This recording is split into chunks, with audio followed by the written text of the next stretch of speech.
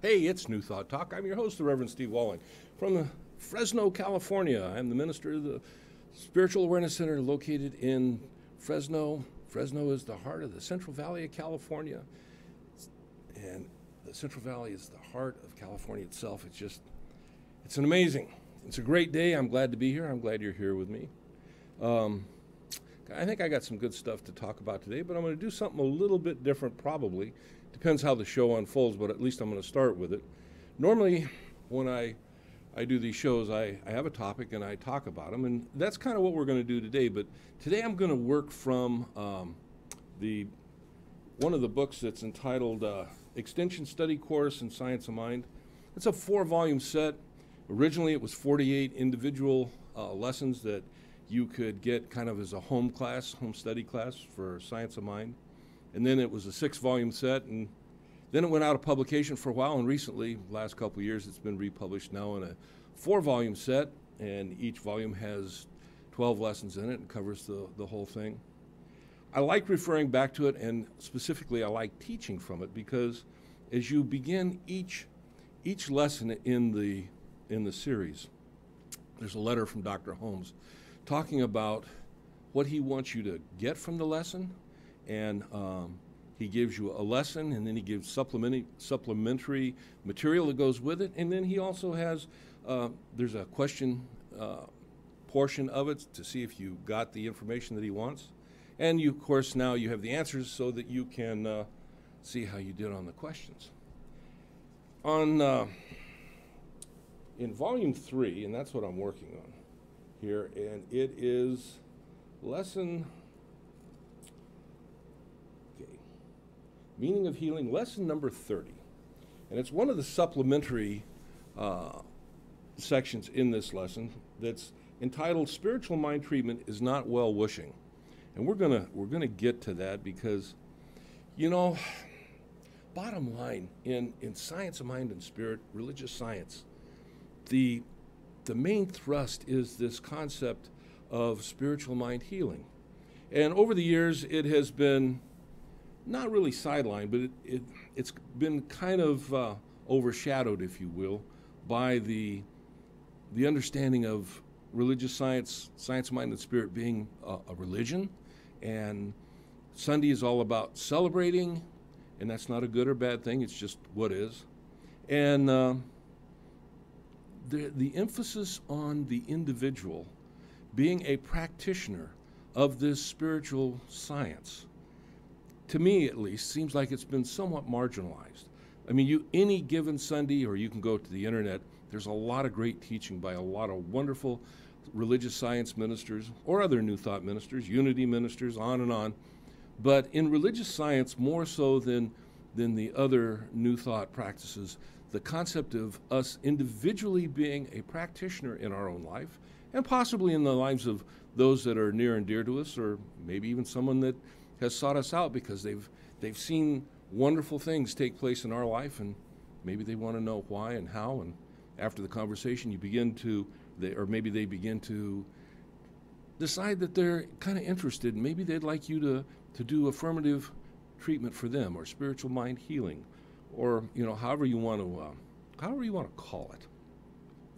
Now, in spiritual mind healing, and this was the main thrust of Dr. Holmes right from the start. In spiritual mind healing, there's a lot of things that we need to understand to bring ourselves into alignment, so that, when I say into alignment, I mean into harmony with divine principle, or that which we call spirit or God or first cause or whatever else you want to call it. But it's important that we, in our mind, in our consciousness, in our beingness, create a space of alignment with this principle. And we've talked about some of the things that have been important in this. The idea of not holding hate in our heart, not being judgmental, and all these various other things. And we'll touch on that again today out of this supplemental part of this lesson, but it's very important that we understand those things. But before I get into that, I'd like to ask you a question. In today's world, and man, today's world is pretty chaotic, are you comfortable with your life? And when I say comfortable, I mean, do you live a life that's pretty well satisfactory, or do you live a life that's pretty much in, and I'll use the word chaos, but it could be upheaval, or it could be unhappiness or despair, or many of the other negative terms that we use to describe a life experience that is substantially less than, or even moderately less than, that which we want to experience in our life. And if you are, you're not alone. And besides that, there's a whole industry out there that has been established to keep you in that place, and it's called advertising. If you don't understand that you don't have enough, how can I sell you what I want to sell you any other way than by creating a need within you to have my particular product? So you're not young enough looking, or wise enough, or one thing or another. You've got the wrong hair color, on and on and on. You're not eating the right foods. You're not seeing the right kind of healthcare providers. Just everywhere you look, the advertising industry, and they spend billions of dollars each year trying to figure out where you're at so that they can tell you that where you're at is just not good enough. And so it's not that uncommon to find that most people on some level are substantially unsatisfied with their life. When you come to religious science, one of the things that when we come to it is we realize that there's this book, and it's called The Science of Mind by Ernest Holmes, and oftentimes we refer to it as the textbook because in it contains the wisdom of Dr. Holmes, the teachings that he created. It's not a current book. I mean, this particular edition was written in 1938, so the language is somewhat dated. It's definitely not gender neutral, but none of that's important if you can set that aside and seek the meaning and the teachings that Dr. Holmes cared to share with the world. And he believed, ultimately, that as people embraced maybe not the religion of religious science, but the concept of being in alignment with divine principle, that we would change the world, and we being people within the New Thought family. And, I think that's as true today as it was when Dr. Holmes originally came up with that idea. I think we get a little sidetracked because we look out at the world from a consciousness of being unhappy, dissatisfied, feeling like there's things that need to be changed and we've got to change them. And that whole consciousness comes from being personally dissatisfied with who and what we are. Oftentimes we don't realize that, but we look out in the world and we see limitation, we see lack out in the world, and we feel that lack within ourselves, and maybe we have a feeling that, if we could just go out in the world and make the world a better place, that we'd have a better life experience. And there's value in that thought, but it's kind of backward thinking. And this is what Dr. Holmes really emphasized, that we got to start where we're at with ourselves. And when we start where we're at with ourselves, creating a better life experience for ourselves, amazing things happen. We literally create a better world around ourselves, and beyond that, and then beyond that, and beyond that again. So instead of let's start by doing something out there, we're going to start by doing something in here. In here, not so much in here, but this is important too. Actually, what we're going to do is kind of bring the two of them together.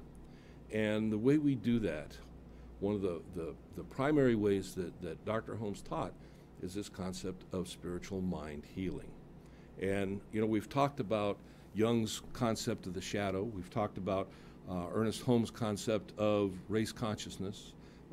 We've talked about Christian Larson and his understanding that in the subjective mind that we hold beliefs that we're not aware that we hold that will actually tend to work against us as we decide and move forward to change our life experience. And our life experience, we've also talked about, is based on our beliefs. Two people can experience the exact same experience. One may see it as positive, and another may see it as negative, and experience it as those, positive or negative, or positive and neutral, or whatever, but it's a totally different experience because that's where their beliefs are. And as we move forward to create new beliefs for ourselves, and that's how we change our life experience, we run into resistance. And we've talked about that in the past. So, those are some of the things that we've talked about. Today we're going to talk about this thing called spiritual mind healing from a certain aspect of it. And like I said when I first started the show, I'm teaching these classes to individuals, and we really get into it. There's 48 lessons, and it takes me almost 3 years to get through them, sometimes a little bit longer, never less, because as I go through it with my students, I really drill down on this stuff. We look at it in ways that brings a deeper meaning to us as we go through it. And if you are a religious science practitioner, or if you're someone that's interested in religious science, or if you are a member of a religious science congregation, They have great classes in the various organizations, no doubt about it, but I highly recommend that you seek out. You can get it from Amazon, you can get it from Divorce, you can get it from various other book sellers, but start with Volume 1 of the Holmes Home Study course, and it's Extension Study Course in the Science of Mind by Ernest Holmes. You look it up and you can find it online. The cost varies depending, but you can find some pretty good deals sometimes. Start at Lesson 1, and don't just read it. Go through it, and as you do each section, as you read the letter that Dr. Holmes has written, get the meaning. Not just read it and say, okay, I understand it, but really get the meaning of what he's trying to teach. Because this really today is the only course of lessons that I know of that are specifically and explicitly Dr. Holmes's understanding of what he wanted us to know when we learn this philosophy, when we develop our faith, and when we make it a way of life for ourselves. And as we do that, we change our lives, and as we change our lives, we change the world. So that's what we're going to do. I don't know if we'll get through it all today. If not, we'll continue next week. But I really want to cover this one particular section. And who knows, in the future, if the response is good to this, we may cover some other things. But right now, I'm going to take my first break, and when we come back, we're going to get into spiritual mind treatment is not well-wishing. And I'll see you when we come back.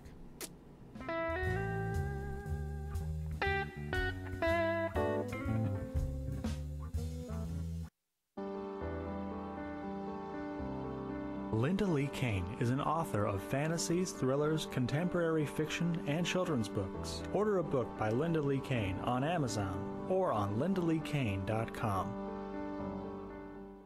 Call Paul Bonander of Bonander Real Estate to buy this beautiful 2-bedroom, 2-bathroom home at 3486 Mecca Avenue in Clovis. Call 559-246-6731 for all your real estate needs. The Saga of Bridget and Amanda by Carol Love Forbes brings to life the struggles of historical women in early America. Find The Saga of Bridget and Amanda on Amazon and Barnes & Noble and order your copy today. Prepare to be amazed by the magic of Elder. Kyle Elder is a fantastic entertainer who has been studying magic for over 20 years. Book Kyle and the Magic of Elder for your event, large or small. Kyle will make you laugh and mesmerize you with his magic. For more information or a free quote, visit magicofelder.com or call 559-917-4543. Kristen McIntosh is a real estate broker who prides herself on providing the highest level of service to her customers. Her enthusiasm for achieving desired results is an asset to her clients. Contact Kristen at 559-419-0333 and visit KristenMcIntosh.com. Voir dire, An Oath to Tell and Seek the Truth by Santiago Camarena, depicts the vicious cycle of drugs, crime, and incarceration. It argues that the media, politics, and our laws systematically contribute to this cycle. Get your copy of Voir dire at VoirDireStory.com. CentralValleyTalk.com.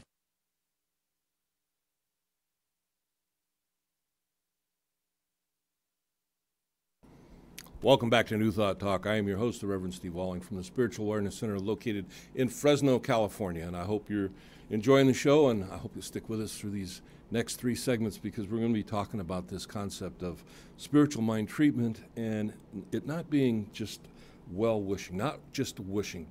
It has a particular reality that we're going to create when we do this. And for those of you that aren't familiar with what spiritual mind healing or spiritual mind treatment or affirmative prayer treatment is, I'll refer you back to some of our previous shows, but the short version is real quick, that it is a form of prayer. But it's not a prayer of supplications, not a prayer of asking a God that's out there somewhere to maybe respond, we hope, maybe if I've been good enough or whatever. Actually, what we're doing is it starts with the realization that we are individually God expressed as us, which means that as we speak with that which we call God, or first cause, our speaking takes place within ourselves, and that there is a power and a presence for good in the universe that's available to each of us because we are expressions of the divine principle. And so that as we seek to bring that which is our heart's desire into our life experience. That if our heart's desire brings good into our lives and hurts no one else, maybe brings even more good into the world, and at the same time we seek greater good in the world itself, that at the level of our belief we will see what we call a demonstration or manifestation in our life. And over the course of many different shows, I've covered it, and we'll cover it more and more again, but that's kind of where I want to start with at this point today, because I want to get into this concept that it's not well-wishing. As we go to the divine principle within ourselves, we're not hoping and wishing and asking for God to do something for us. So anyway, I'm going to start reading through this, and we're going to comment on it as we do. He says, Ernest Holmes says, when you give a spiritual mind treatment, you are not wishing that someone will be healed. You are not hoping that someone will be healed. You are not asking that someone shall be healed. You are making a definite statement in the mind principle about some person or situation, or you are entering a state of realization in your own consciousness for someone or something. You're not petitioning God to please do this, that, or something else. In other words, as we go through this process of affirmative prayer treatment, it's a bringing ourselves to a state of understanding and consciousness within ourselves that what it is that is the focus of that particular affirmative prayer treatment, based in truth, is a reality, and our realization of that reality triggers something that we call the law, or the law response, however you want to look at this. And the law is that part of that aspect of the divine principle that takes thought and manifests it in our life experience as the thing itself. And that can be, in reality, it can be a condition, it can be something, it can be many different things. But again, it's important that as we do this, that we bring ourselves in alignment, and that alignment is not lining up with outside ourselves, it's lining up within ourselves. Having an understanding of the infiniteness of the divine principle, having an understanding that it responds when we speak what we call speaking our word. When we speak our word, in reality, that is the divine principle speaking through us. And so as we speak our word, the law will respond. So we move forward. He says, not that there is anything wrong with this, meaning prayers of supplication or whatever. He says, because any sincere petition to one's God will have a power equal to the conviction of the petitioner. The teaching goes back thousands of years, but basically it was summed up by Jesus, and it's very simply stated, it's done unto us as we believe, and my Father will answer before you speak your words. It knows what our heart's desire is before we put it to words. But it's done, again, unto us at the level of our belief. So he says here, the principle of the law of mind in action must act upon the mental attitude entertained and the words used, because this is its nature. In doing this, it must correspond with the acceptance of the one making the petition. Now, this is important. It must correspond with the acceptance. In other words, if we are speaking our word, if we're entreating for an individual or even for ourselves, and we haven't accepted the truth of what it is that we're treating, if we don't understand that we are all created in perfection on the spiritual plane, and that as we express in the physical plane, that sometimes there's not a direct correspondence, because we have a great deal of say as to how we experience life. Most of us don't realize we have that say, and most of us don't realize that we are constantly creating that moment by moment in our life experience. But again, this comes from things that we hold on a subjective level, beliefs that we hold, things that we've accepted that are not really based in truth, but they create the reality that we experience. So he goes on to say, when we say that spiritual mind treatment is not well-wishing, we are in no way criticizing the sincerity or the spiritual power of any form of petition. In other words, we make no judgment on someone else's belief or how they correspond with, interact with, speak with, have communication with divine principle, that which we call God. For each of us, where we're at this point in our life expression, it is perfect for us at that point. It's not for us to tell someone else how they should or what they should, or to be a judge on how or what they're doing. Where they're at right now is perfect for them, and we accept that. And acceptance is important all the way down the line in all the things that we're talking about. So he says here, what we are doing is restating our own positions by saying that we cannot believe in a supreme power which acts more favorably for one than another. Such a belief would immediately take us out of the realm of a law and out of the realm of law and order into the realm of chaos. We should never criticize any person's form of prayer, nor should we try to convince a person that our method of communion with the invisible is superior to his or her.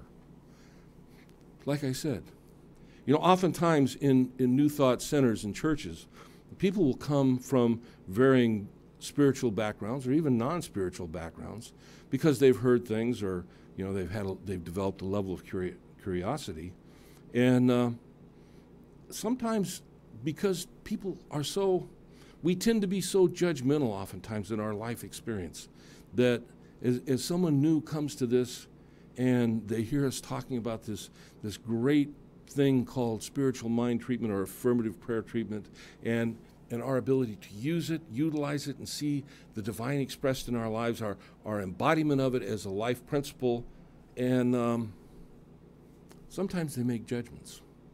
And how they make their judgments, whether it's accepting or unaccepting, is not important. Our position is that we accept them and love them as the individual being that they are, because also they are an expression of God. Sometimes that can be a little challenging. Some people can be very vocal in their, what I'll say, misunderstanding of our own spiritual beliefs. But that's them, and we let them be, and we accept them for who and what we are. And we move on. And we move on, he says, but when it comes to a conscious use of the principle of mind, we must not forget that we are dealing with such a principle. Principles are not bound by precedent. Now that's a quote from Judge Thomas Trord, and he was a very prominent influence in the early understandings of Ernest Holmes and the eventual creation of this philosophy that we call science of mind and spirit, or religious science. But the idea that principle is not bound by precedent, well, what does that mean? Very simply for us, it means that, facts may not necessarily relate what is true. And you say, well, wait a second, they're facts, and facts are facts. Facts are facts, but facts are not necessarily the truth, and that's not a word game. It's an understanding that what we believe today to be truth, to be a fact, may have been a non-fact years ago. What we believe in our lives today, our beliefs today, we did not believe maybe even as recently as a year ago or so. And so the things that we accepted as facts at those times, we may not accept as facts today. But principle is unchanging. We have a principle of gravity. Gravity doesn't change. Now, physicists really don't have a full understanding of how gravity is or what that principle totally is. They've got some theories, and they're fairly confident, but there's varying schools. But regardless of the particular schools of what they believe, what the theories are, everybody understands that there is a principle that we call gravity. And however we eventually learn the truth of what it is, it won't change the what it is. And so that's what we're talking about here. When Dr. Holmes says, we must not forget that we are dealing with such a principle. Therefore, our methods of procedure is different. What he's talking about is our methods of procedure in our understanding of divine principle and in our relating to it, in our embodying it in our life experience, in our using it to create a demonstration for good in our life. We're different than what has been accepted. Now, remember, this was originally published in 1938, and it goes, much earlier than that in the development of New Thought. Even with Dr. Holmes, he wrote the first edition of the Science of Mind, I think, like in 1926. So it's been a couple weeks ago, but it doesn't change, and principle doesn't change. And our understanding of principle, as we build our faith, as we grow our belief, as we move forward in our spiritual path and our spiritual journey, our understanding grows, our knowingness grows, and our ability to utilize it and see that expression in our life experience also grows.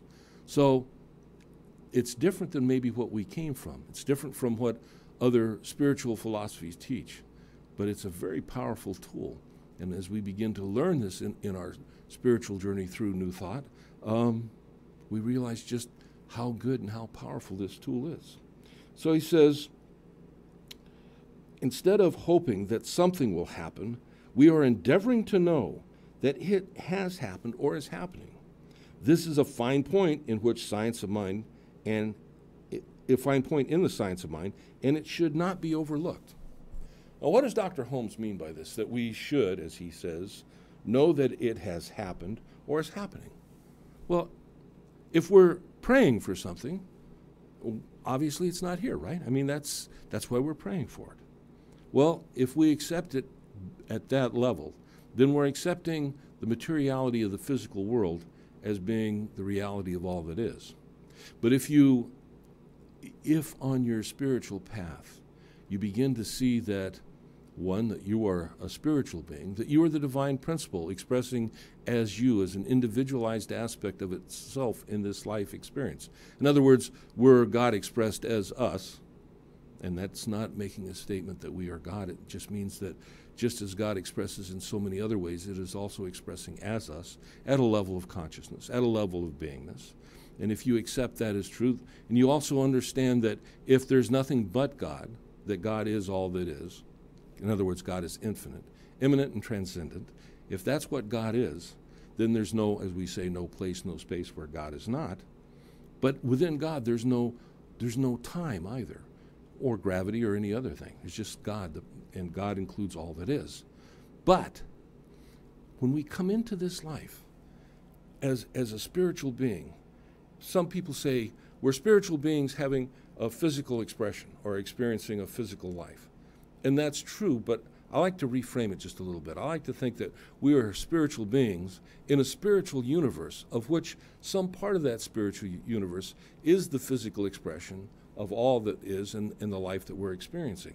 But if we look at that spiritual all that is as being God expressing, then regardless of what it is that we're seeking to experience in our life, it's still that spiritually connected part, our spiritually connectedness with the divine principle, our spiritual understanding that as God seeks to express itself through us in our life experience, God's desire, if you will, the purpose for our being, in my understanding, is that we're here to express this life experience maximally.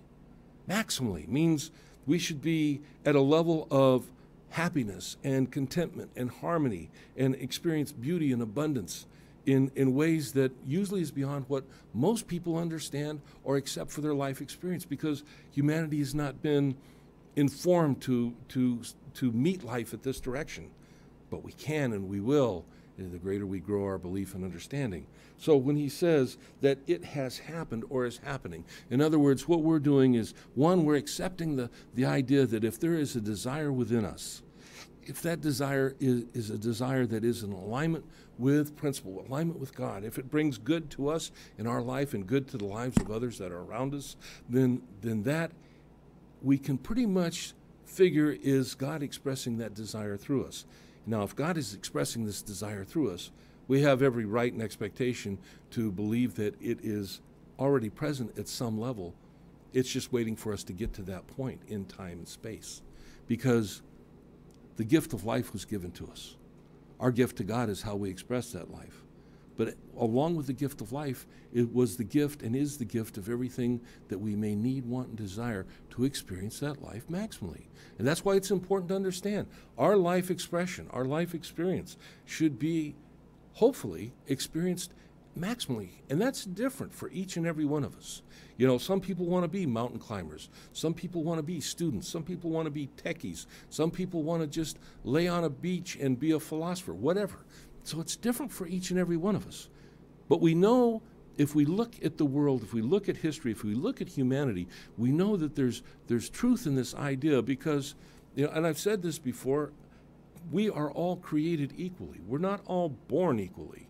That's a fact, but we are all created equally. And the understanding of that means that some people are born with physical limitations or mental limitations or limitations because of, and you can fill in the blank with anything you want, but you can't look at any any aspect of humanity and not find somebody there that has realized their capability and been able to experience a greater good no matter what limitations they were facing.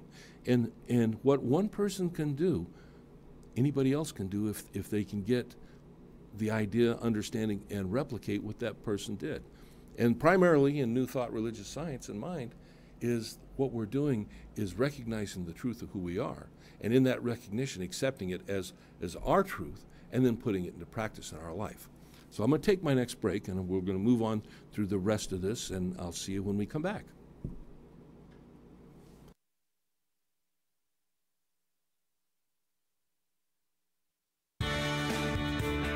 Looking to remodel your home? Contact Max Meza, owner of Precise Construction. Max is the contractor with a heart who will make sure the job is done right and you're happy with the end result.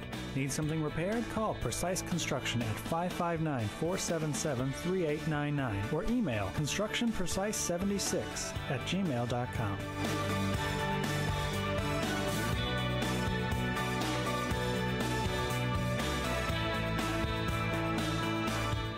This 3-bedroom, 2-bath home in Clovis is now for sale. Nestled on a cul-de-sac in a planned unit development, the quiet neighborhood is near Sierra Vista Mall, grocery stores, and Clovis Unified Schools. This well-maintained home featuring an open kitchen with a breakfast bar, dining area, a family room with fireplace, ceiling fans, vaulted ceilings, and inside laundry room. The large master suite has 2 large closets, a roomy bathroom with shower, and exterior door leading to the patio. Located near the intersection of Gettysburg and Fowler Avenue, call Mike Briggs Properties at 559-486-6758 to buy this home today. The Narrow Gauge Inn is your home away from home with 26 rooms offering majestic mountain views, private decks, and an atmosphere of true relaxation. Located just 4 miles from the south entrance to Yosemite National Park, the Narrow Gauge Inn is the perfect base for all your Yosemite adventures. Make your reservation now at narrowgaugeinn.com or call 559-683-7720.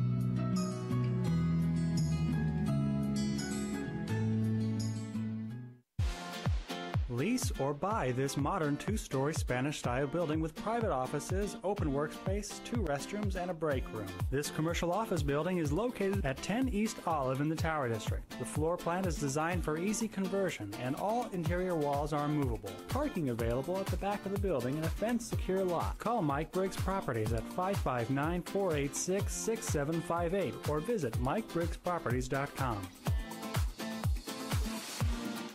Protect yourself by letting private investigator Michael Morgan Clark get the facts you need in matters of infidelity and divorce, corporate investigations, criminal defense, workers' comp, child parental abduction, wrongfully accused. Michael Morgan Clark will investigate anyone. Call 559-785-1900 or visit ClarkInvestigations.com. CentralValleyTalk.com.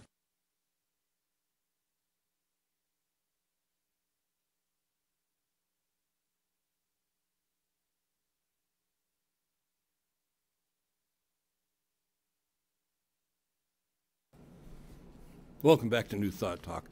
I'm your host, the Reverend Steve Walling from the Spiritual Awareness Center located in Fresno, California. It's a great day, folks. I hope you're having as good a day as I am.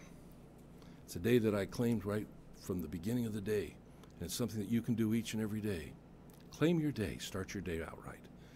In a sense, that's also a form of spiritual mind treatment or affirmative prayer treatment. So anyway, moving on with what we've been talking about. Dr. Holmes says, we believe in spiritual communion, which is the drawing of the essence of reality into our own minds through keeping the thought uplifted and in tune with ultimate harmony.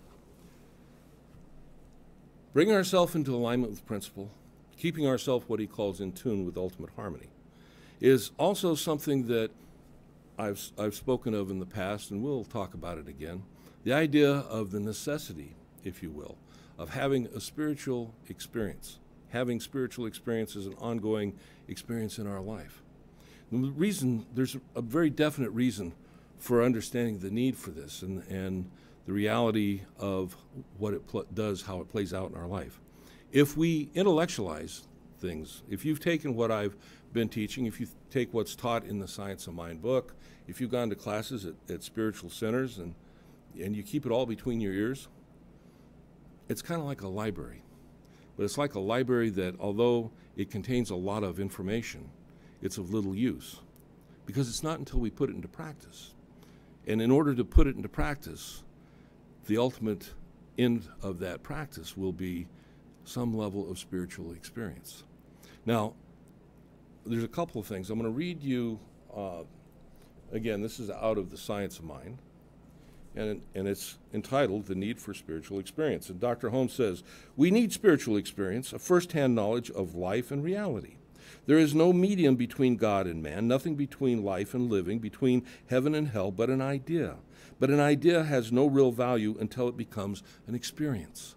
And this is what I'm talking about. Ideas live between our ears. Experience lives within the embodiment of our life expression. And as we experience a greater experience, our ability to conceive and understand and accept as truth in our day-to-day experience grows. If you have a copy of the Science of Mind, in the first 4 introductory chapters, which kind of encapsulates what he teaches, but chapter 4, entitled How to Use It, he says, "One of the great difficulties in this new order of thought is that we are likely to indulge in too much theory and too little practice. As a matter of fact, we only know as much as we can prove by actual demonstration." In other words, we have to be involved. We can't be, if you will, couch potatoes in our spiritual life experience. We have to. That's why it's called a way of life. It's a faith, a philosophy, but it's a way of life. It's a way of living. And to the extent that we put it into practice in our living, in our day-to-day, moment-to-moment life experience, to that degree we will see an unfolding coming back to us of the truth of who and what we are. I want to go on and read this. He says, "As a matter of fact, we only know as much as we can prove by actual demonstration. That which we cannot prove may or may not be true, but that which we can prove certainly must be and is the truth." In other words, it's great that you watch this show and other shows, and if you happen to be a watcher on the New Thought channel, there's a lot of great other shows out there. And if you happen to be a person that's visiting a New Thought center or church, there's a lot of good things that you're going to learn and be exposed to. But all of it only is important to you at the level that you put it into practice. When I say it's only important to you at that level, it's because if we don't place enough of an importance on it for ourselves to actually participate, then it's like a mental experience, mental gymnastics, if you will. And it sounds good. And I know many people that as they started their journey in New Thought, that they got all excited in the intellectualizing of it, but they didn't make that transition from intellectualizing to embodying and putting it into practice. And oftentimes, they struggled for a long time. Some of them eventually got it. Some of them may have walked away believing that, well, maybe it's not for them. And in truth, it may not be. We each find what it is that we're looking for at the level that we choose to look. But the idea that we can embody this as an experience, spiritual practice. Now, that doesn't mean that we walk around with our hands clapped or we embody the embodiment of someone like the Dalai Lama or various other spiritual people. I mean, those individuals, they're teachers. And there is a lot to be said about the way that they live their life moment to moment. But most of us live in what we can happily or unhappily refer to as the real world. Well, in the real world, we have jobs, we have relationships, we have needs, wants, and desires. We have experience to lack and limitation because we've accepted a belief in lack and limitation in all different areas of our life. That's part of that thing called collective unconsciousness or race consciousness, and we accept it. And to the level we accept it, we see it in our experience. So as I open the show today, are we satisfied? Are you satisfied with your life experience? And like I said at that time, there's good reason why most individuals aren't satisfied with their life experience.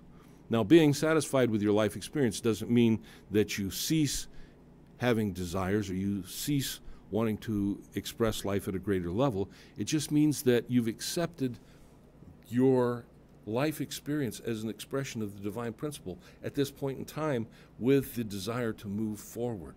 But when life comes at us at the speed of life, no matter what that is, and sometimes it can be pretty rough, truth be told, it can be very harsh. But we can still express and experience, even though we may be experiencing tragedy, even though we may be experiencing sorrow, we can still experience the good that life is at that moment. And for people that haven't been there, that doesn't sound like something that can be accomplished.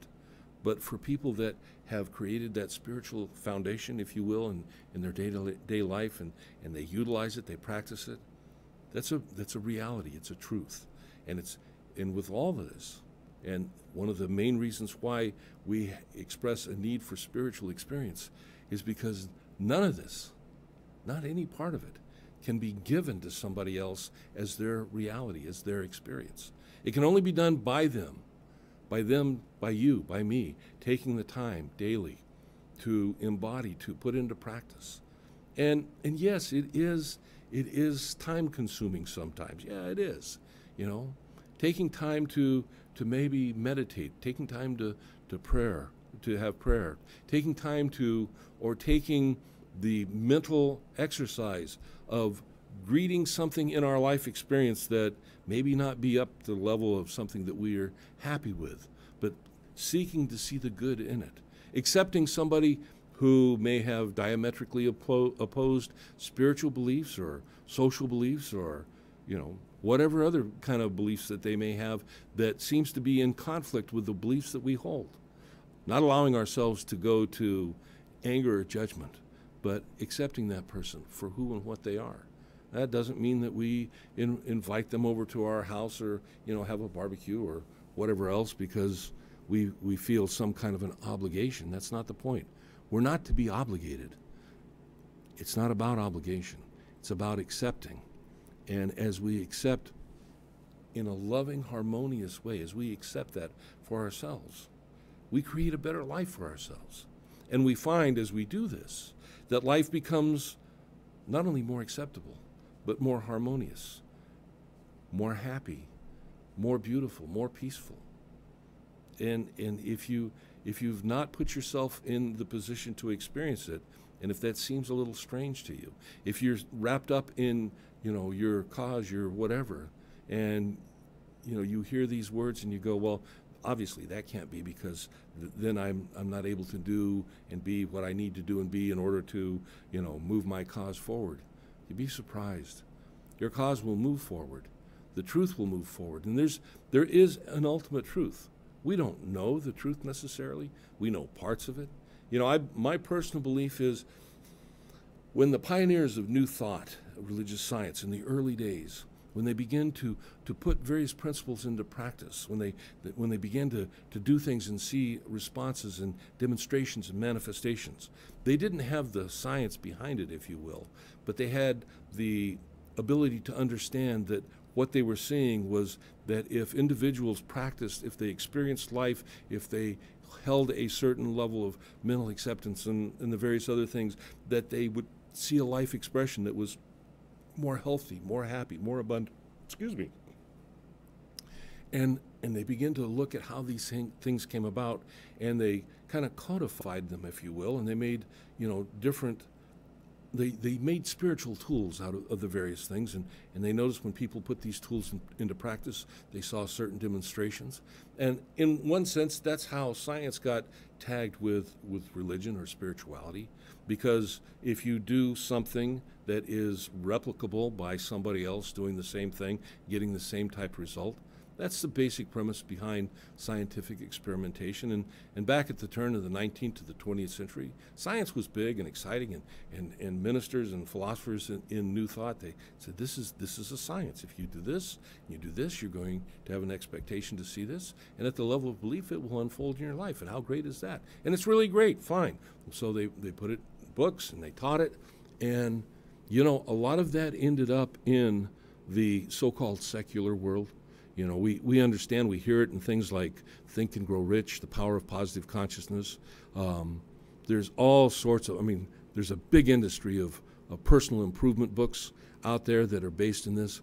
And if you happen to be in the corporate world, organizations pay very large sums of money to have someone come to their their work, their workplace, to do seminars for their employees and teach them these things. But they don't teach them necessarily as a spiritual thing, but they teach them as, if you put these things into practice, you're going to see this. If you keep a level of positive consciousness, you have every right to expect positive things to show up in your life.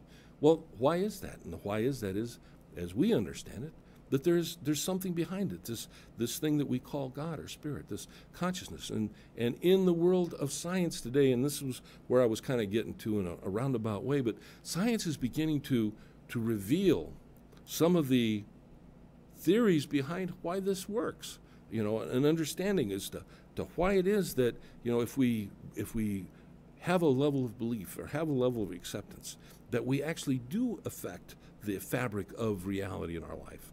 That's pretty awesome, and we're seeing it unfold. But the thing is, what I believe, and again, I like to express my beliefs as my beliefs. I'm not, necessarily teaching something that is, we'll say organizational. But my belief is that at this point, humanity, science, has only begun to reveal the tip of the iceberg of true mind, true consciousness, and what it means. We were constrained for so many years by a materialistic philosophy that said basically what exists as your body in your body is all that is. The mind is a function of the brain is a function of chemicals and atoms and molecules and reactions and so forth, and then when we died, when we passed on, that was it. Well, today, science is giving serious thought to mind being something what we can call extra body. It's outside the body. The idea that one individual's mind has some connectedness to the surrounding individuals. And these are exciting things that are taking place in neurobiology, neuroanatomy, neuropsychology. And if you bother to take the time to research on the web, we're talking mainstream. A lot of this, people talk about the fringe.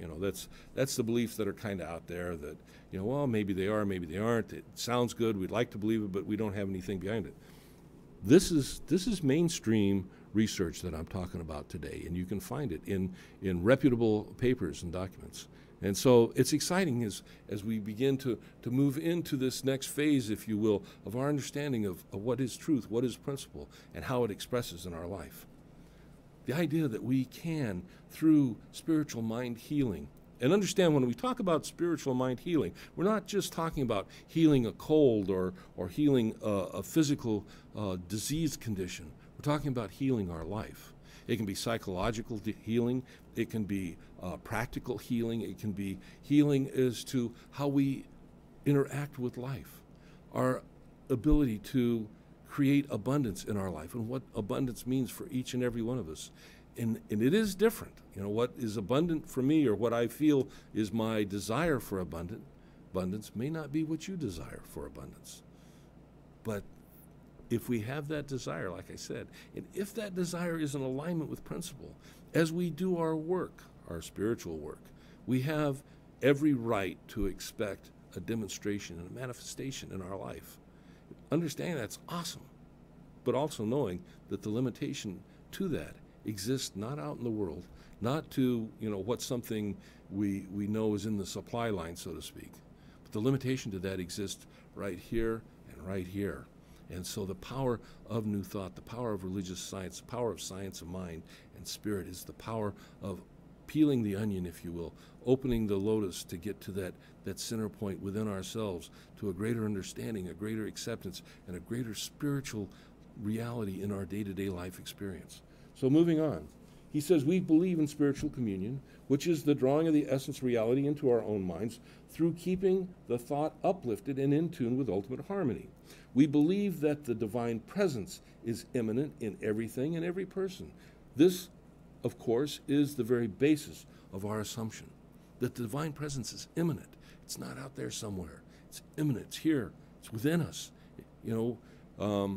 One of the expressions that come out of the Bible is we move within it. We move and breathe and have our beingness, and we're there. Okay?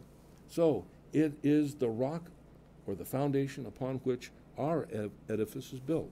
Man not only can talk with God, but he can receive a direct answer through intuition. Through such communion, he enters into the realm of reality and imbibes the spirit of truth. Imbibes the spirit of truth, embodies the spirit of truth, sees it demonstrated in his life. Well, this is awesome and powerful stuff. We go on to say, in giving a treatment, spiritual mind treatment, we proceed on the assumption that there is an intelligent, creative principle in everything, and in everything which responds to our word exactly as the way we speak it. There could be no science of mind unless this were true. Therefore, a spiritual mind treatment in actual operation is a series of statements logically presented to the principle of mind based on the assumption of perfect God, perfect man, and perfect being. Perfect God, perfect man, perfect being. What does that mean? I mean, we look around and we say, well, there's a lot of imperfection in the world, isn't there? There is. But that imperfection is not divine creativeness.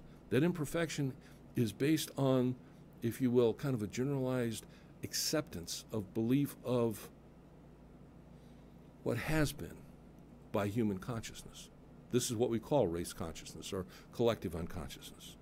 As humanity has evolved over the years, and we have evolved, at some point we evolved from an unconscious being to a consciousness, and when humanity realized there is something called I am, self-identity. And at that point, we were no longer subject to the evolutionary principles, the forces, stresses outside ourselves. We were empowered to make our own choices, to respond in our own way.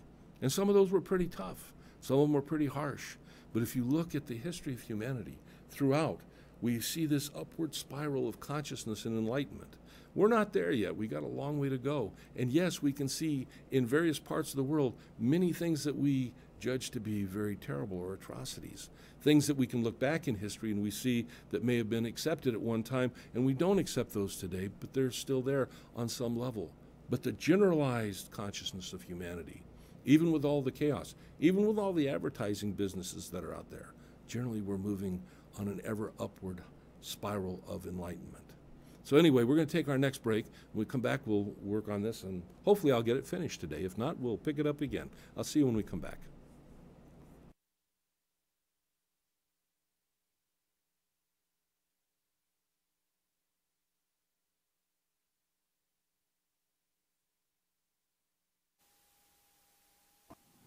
This segment is brought to you by Mike Briggs Properties. The recession's over.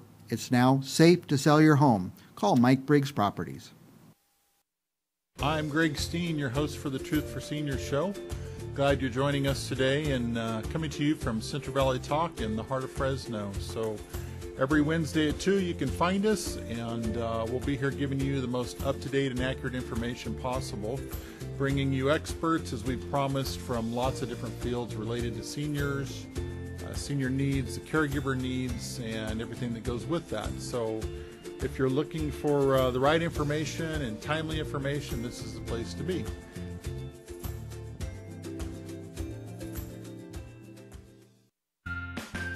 Connect with Dr. Alan Hedberg. Watch Doctor Teach Me to Parent on CentralValleyTalk.com Saturdays at 10 a.m. Pacific Standard Time. Listen to The Psychology Report anytime at thepsychologyreport.buzzsprout.com. Visit booksbyhedberg.com and order a book for your personal growth. And join the conversation on twitter.com/Alan G. Hedberg. CentralValleyTalk.com.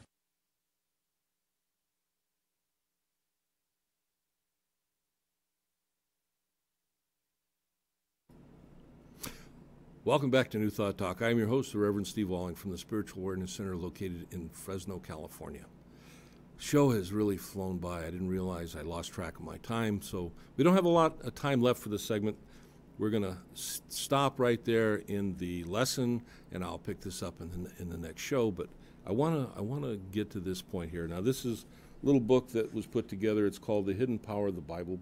And it's teachings from Ernest Holmes on the Bible, but this one section here It's on the secret of prayer, what he calls the secret of prayer. He says, the secret of prayer and its power in the outward life depends upon unconditioned faith in and reliance upon this inner presence.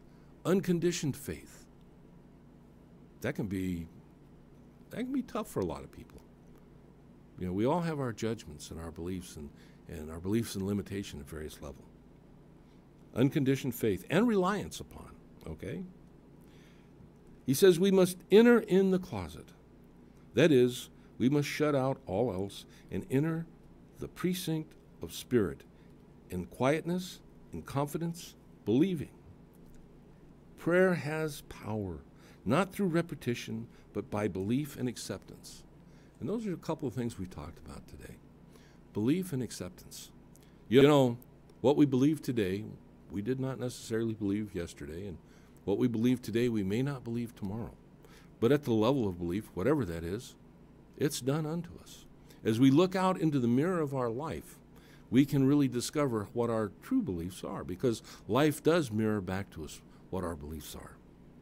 If life is not mirroring back to you the things that you want to experience that will allow you to experience life at a level of harmony and peace, if you're experiencing life at a level of, you know, unhappiness, or you're just not enjoying your life, there's things that you can do to change. That's part of what this is about. It's part of what New Thought is about. There's other spiritual teachings that will also lead you into a direction that may be right for you at that point in time. But you've got to make the choice to start the journey. So he goes on, he says, prayer is to be simple, direct, and receiving. Prayer is to be simple. We don't have to get real complicated. And it's direct. And it's also receiving.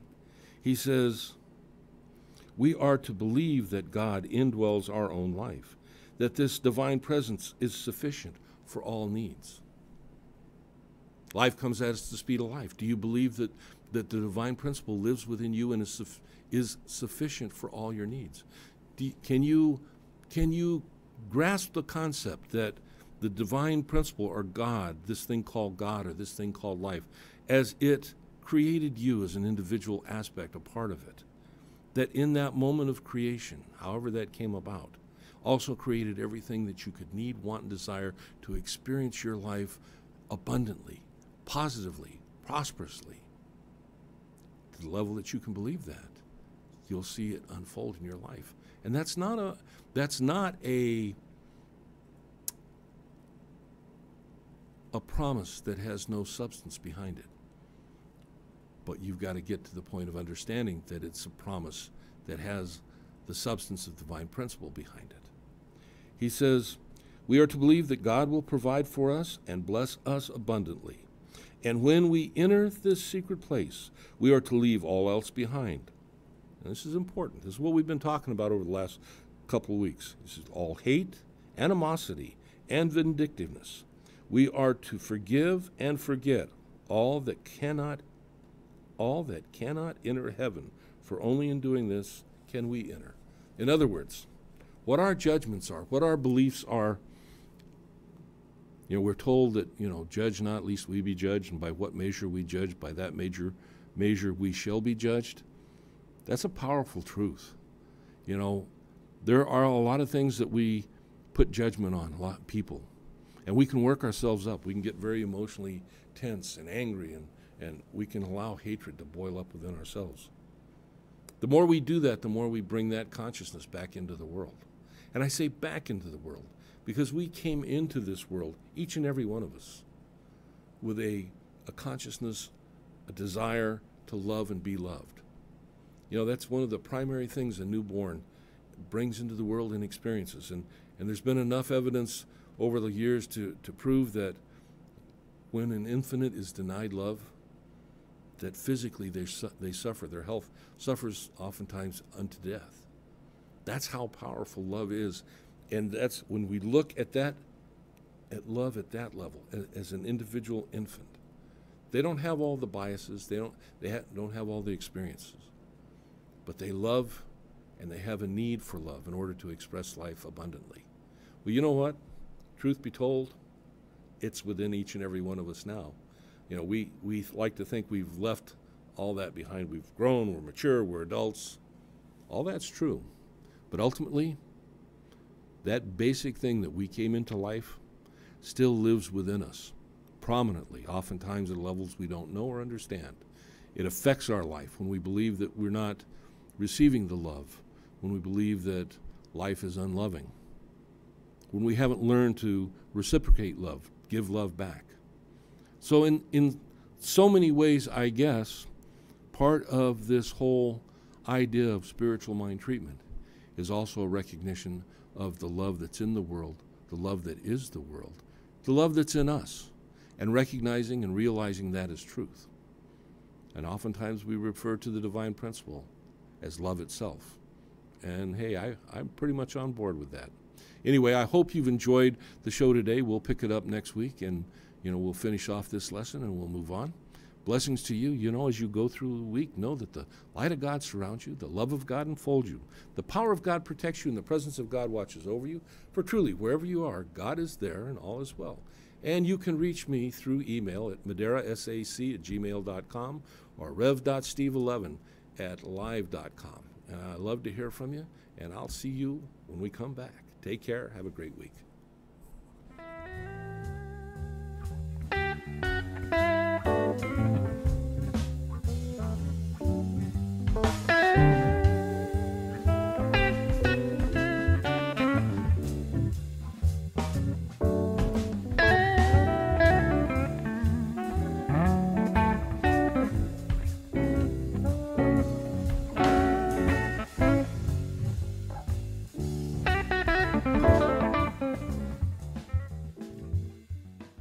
CentralValleyTalk.com